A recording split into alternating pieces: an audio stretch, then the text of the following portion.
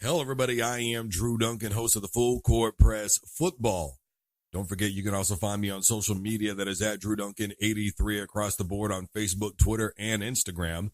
Additionally, you can find the Full Court Press and the Full Court Press Football on social media as well. The Alliance of American Football may be ruffling some feathers. A lot to discuss there. A lot of different layers to get to. And we're going to get into it. Basically, it's the ins and outs, things that I did like, things that I don't like. And of course, I want you to drop in the comment section what you think about the AAF. Look, overall, the feeling for me is pretty good.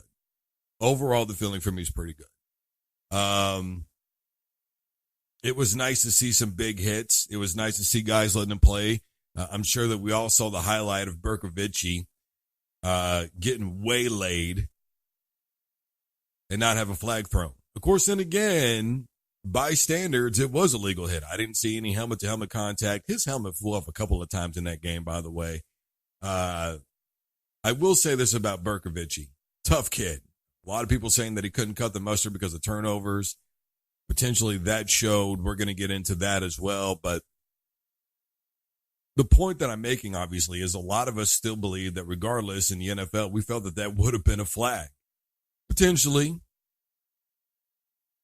We've seen some things let go. We've seen some calls that are questionable. But it was nice seeing guys just play football. And it felt like football. It felt like football for the most part. Watching this, it felt like football. I will say this. I didn't see a lot of run plays, which kind of threw me off. I was really surprised by that, especially with Coach Mike Riley. A lot of people know the name Mike Riley from his stint in Nebraska, his stint at Oregon State. Very few, I think, really knew that he had any ties to the NFL whatsoever. But the bottom line of that scenario is I was just really surprised between him and Mike Martz. Not a lot of run plays. And those are guys that both survived a lot of the running game, especially Coach Mike Martz, when he was with the then St. Louis Rams and they went to, Super Bowls and won a championship and had Marshall Faulk and, those great years that he had as a running back with the 1,300 yards on the ground, plus all the receiving yards that he had, et cetera. Kind of a bit of a surprise, but by the same token, a lot of screens didn't work. And the reason why screens didn't work is because you're only allowed to rush 5 at a time. And that was one of the things that I didn't like. I don't understand that you can't. Basically, that leaves a lot of one-on-one situations, right? That's what they're saying. We're going to line everybody up. Everybody's going to be one-on-one, and you're going to have to figure it out. Now, we did see some plays where they, both teams actually ran some free safety blitzes and corner blitzes. I mean, they were fairly exotic in what they were doing. There were some stunt plays in there with the linemen and all that. But outside of that, I think it's going to be really difficult to blitz. And when teams are throwing the football at will like that, to me, there was no surprise in the game that I watched, San Antonio and San Diego, that there were a plethora of turnovers, particularly interceptions. That was something that to me, when I began to watch and I knew that was one of the rule changes, that was something that I was looking for, and it came to fruition. And again, the reason being is because basically you can just drop back everybody in the coverage. Now, I will say this. It does make the quarterbacks look, to me, a little bit more impressive in terms of learning to fit the ball into tight windows, reading, defensive coverages better. So there's that positive aspect to it. But to me, you should be able to rush as many guys as you see fit. Again, I know that the league is about protecting their players, but I don't know. That's another thing that I can say that I'm not really sure that I don't like. It's not about not protecting the players. That's not the aspect that I don't like. I love that idea. What I don't love is taking away the kickoff return. The kickoff return is something that it's one of the most exciting plays in all of football. It really is. And look, you're going to see more injuries on the kickoff return because you're going to have so many kickoffs. Team scores a field goal, you're going to have a kickoff. First and second half opening, you're going to have a kickoff. You're going to see more punts. I mean, so per capita, the play range is so different to me, because what I'm wondering is exactly what's the equation that they're figuring up there? Are they looking at just straight up run plays and pass plays? Or are they looking at select types of run plays and pass plays? Are they looking at, where the run play is going? Are they looking at the type of routes that these pass plays are running? Is it a play action? Those are there's just so many different layers to that, I guess it's one of those scenarios that it is what it is. To me, the unfortunate part of that is you're trying to get back into the game. You're down, as in the case was of the other game with the Apollos, and you're trying to get a play, something going, and you can't even do a kick return to maybe put your offense in better field position so that way they can make a play. Or you can't get a kick return so that way you can score a touchdown and give your team some momentum. Those are some of the things that I look at. Again, I want to be very clear. It's not that I'm not about player safety. I mean, because I've done numerous reports on concussions, and so I support player safety. And I think that there's other things that we can do that I'm not going to totally get into, better helmets, the teaching of tackling techniques, whether or not they should or shouldn't wear helmets, the type of helmets that they could wear. I mean, those are just a million and one different things that we can get into. I'm not. The point that I'm making is I think that there's another direction that you could go with that, be that as it may. It's one of those that I guess you could say is a slight knock, but to me, it did mean something. And I'm sure that as time goes along, we'll be able to figure these types of things out. But in the meantime, no kickoffs. I'm not a fan. One of the other things that I was really kind of taken back by was the amount of pass plays. I know that it's exciting, and we saw some damn good pass plays, by the way. There were some entertaining plays. Ward, from the game that I saw again with San Antonio, that was a lot of fun to watch. Kid used to play quarterback with Houston. He was a part of those teams that went, 12-1, overall 13-1. And they ended up beating Florida State in a bowl game that year. The next season, they end up beating OU within the first couple of weeks of the season starting. So that was exciting. It was cool to watch him and be successful because I really wanted to see him. We did see some cool plays from him. But regardless, I was still kind of taken back. To me, again, though, I would see the complication of running the football. And this is, again, why I say I'm not sure about, only 5 guys rushing at a time, because to me, I see where defenses could play so much zone that they could look in the backfield and be ready for a lot of those run plays. Now, some of the run plays were very successful. Don't get it wrong. But down inside the red zone, I think it made it even more complicated.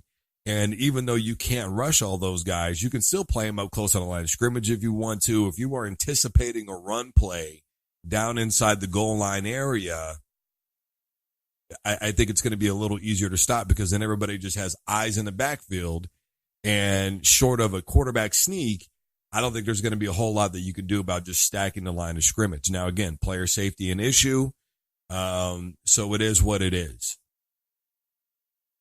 Other than that, though, the things that I did like, I liked the wealth of football that was, and this is really quick. I want to go with this last thing, is to me, this league was built as a pure pro league. Now, I'm not saying that they were going to compete with the NFL, that they were going to try and make a move on the NFL, much like the USFL did back in the 80s, or maybe even what a lot of us believe that Vince McMahon and the XFL want to do. But Bill Polian, NFL Hall of Famer, as of 2015, he's behind this league. And one of the things that he talked about, and he continuously called it this, and that is a developmental league. And I don't know that that's the way I want to view pro football. I don't want to look at a pro football game and think to myself, these are guys who are just getting a second chance of trying to make it in the NFL. These are guys that used to be in the NFL and now they're here. Hackenberg is a great example of that. Berkovici was a good example of that. You know, they constantly talked about so-and-so was with the San Diego Chargers. And, you know, Hackenberg now he's gone and worked on something with his throwing motion. And as a backup quarterback, you don't always get that kind of attention. And so the developmental phase may not necessarily be there for you, et cetera, et cetera. And I'm not going to deny that. I mean, I'm not going to take away from Kurt Warner's opinion, but that was and again, that ties into that. They were asking Kurt Warner about his Arena Football League days. And, you know, I don't want to watch a pro football game and think to myself, well, these guys are trying to make it to the NFL. If you are labeled a professional and you're playing at the professional level, then you're a pro football player. You've made it. You've made it to the pros. And so revering it as that, or regarding it as that, pardon me, it just kind of threw me off a little bit. To me, it does take away some of the interest factor. Some of the things that I did like, look, going back to that play with Berkovici, I like seeing guys get hit. That wasn't the only big pop of the day, but it was definitely probably the pop of the day. I liked the idea of hearing the replay official. That was so great, wasn't it? I mean, it makes you feel like you're there. It's like you're an insider at that moment. Like each fan and each person watching that game is suddenly an insider, right? They've given us an inside track to what those replay officials are looking at, some of their terminology, how they're conducting themselves, how they're processing the original call in the field, what they're looking at that they would need to overturn or keep a call or let it stand. It was so great to hear that aspect, was it not? That, to me, that was one of the key highlights of that. That was phenomenal. I appreciated that so much, because how many times are we left hanging with an answer that we just don't like? And, you know, Mike Pereira, who's involved in this league, one of the things that he would get on every now and again, and you would hear him, you know, in a football game, and he would, you know, be the official guy on it. Well, I would have done this and I would have done that. Here, we can actually hear what this replay official is seeing and talking about and know exactly what he is discussing and form our own opinion on what he is discussing. And I think that could, in fact, bring about more rule change. I thought that was a phenomenal aspect. I loved every second of it. Speaking of audio, man, that was another enticing aspect. I love hearing the football terminology down on the field. Those microphones were right there. You could see and hear and feel the game. I mean, it's like you're there in the stadium, sitting on the sideline, being a part of what's going on. It was such a unique perspective on the game of football. It was just one of those cool added dimensions. And I think it's one of those to where it starts training all of us to be better at recognizing football, which is what we want to do. I mean, come on. How enamored with the game of football are we all? We're all just, it really is the most enticing form of sport, from the pageantry to the competition, the physicality of it, all those things combined, you know, just getting to know the players. And, you know, you take a guy like Berkovici. Who is this kid? You know, where is he from? What was his other stop at? Where was he here? Where was he? All those things combined, you know, and that's the thing. I would rather them, and they started to kind of get to that point as the game went along, as it progressed. It wasn't this guy was in the NFL on this practice squad. It was he's out at TCU. He's out of Houston, which is how it should be portrayed. That was really cool. One of the other factors that I was absolutely in love with was the play clock. That game went by fast. I mean, kickoff didn't happen until 7:45 my time. By 10 o'clock, that game was over. I thought that was outstanding. Now, eventually, if you're going to keep a league running, you do have to have more sponsorship.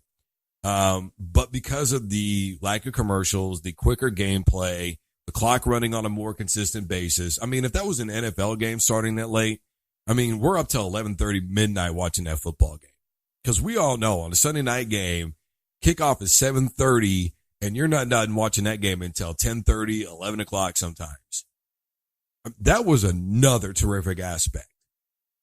Football it's not great because it's long. It's great because it's great. That's all there is to it. If I could take a group of men, right, any of my buddies at least, and bring a football into the room, and we're tossing it around, we're handing off, that's all it takes, man. Bring a football into the room, everything changes. Football's just great. I mean, you don't have to change a whole hell of a lot of it to make it better. And, a lot of people, that's been the gripe with the NFL is they've made changes that we don't like. And I think a big part of the positive reviews about the AAF is simply the fact that it's different. It feels unique. It feels like guys are actually going out there and giving it all they had. There were sideline interviews with players that were happening. There was a lot of impressive gameplay that was happening. It really, and again, it felt like football. I mean, that's the main thing. When you watch a game, it has to feel like football. You have to know that you're watching it. The old XFL failed and Bob Costas hit the nail on the head. If you've ever seen this interview that he did with Vince McMahon, he hit it right on the head. It's not WWE enough for the WWE fans. It's not football enough for the football fans. You can't have rigged backstage brawls. It's just not what we want to see. We want something that at least feels authentic.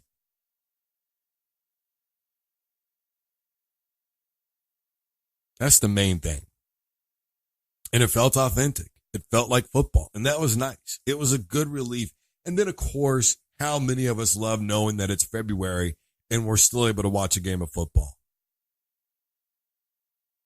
Instead of having to wait all the way until August for preseason, September when the season finally starts for college football, or the last weekend in August or the first weekend in September. And then the week after that, that next Thursday, the NFL finally begins.